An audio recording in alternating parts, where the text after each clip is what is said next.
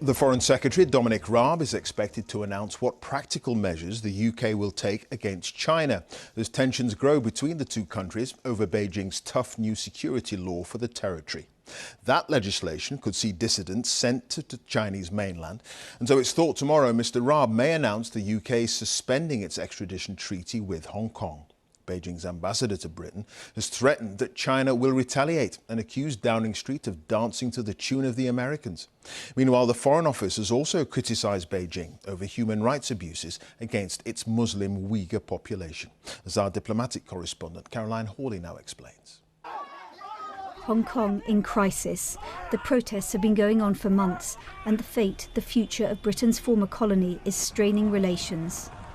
China's decision to impose new security laws undermining Hong Kong's autonomy has dramatically escalated tensions between Beijing and the West.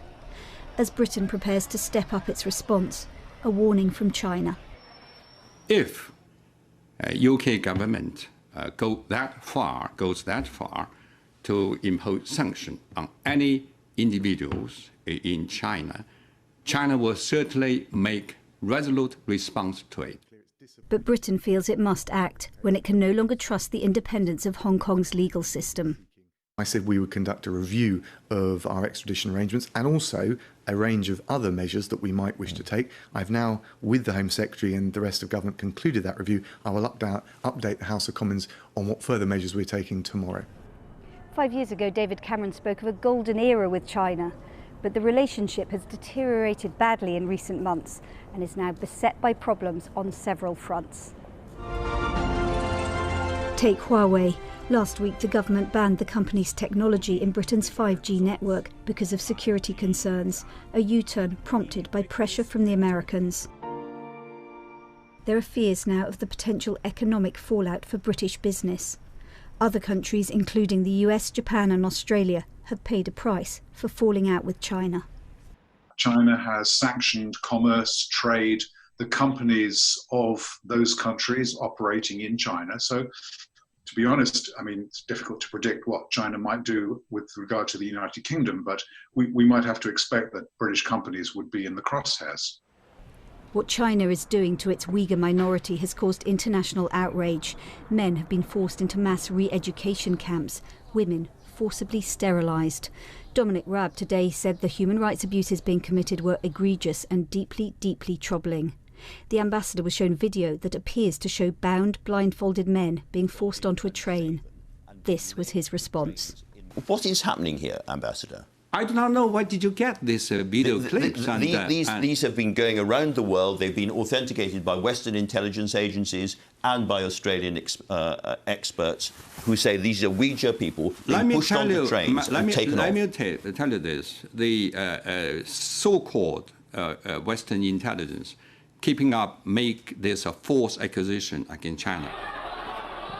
In Hong Kong, the protests go on despite coronavirus, and the government here must weigh up human rights as well as its economic and diplomatic interests. A difficult balancing act. Caroline Hawley, BBC News. Well, our political correspondent Nick Erdley is at Westminster. Nick, Dominic Raab is to address Parliament tomorrow. What can we expect?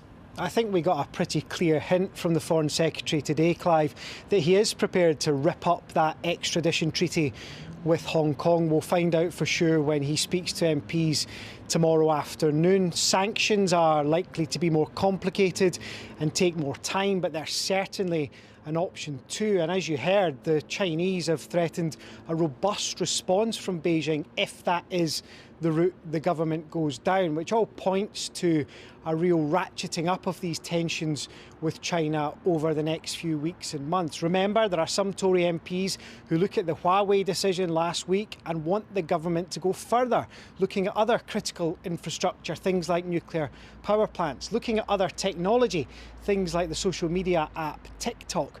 But it's not just China, remember. We also saw an increase in the rhetoric on Russia last week, with the government accusing Russian spies of trying to hack in to the UK's coronavirus vaccine programmes. We're going to see more of that in the coming days as well, when that report on Russian interference in British politics is finally published. probably on Tuesday or Wednesday. I suspect it will be broad, looking at the 2014 Scottish referendum, the 2016 Brexit referendum and other political events too. But it all means, as the UK tries to cement its position in the world after Brexit, it's not afraid of a political row, and it's involved in two big ones with two major powers. OK, Nick, thank you. Nick Eardley there at Westminster.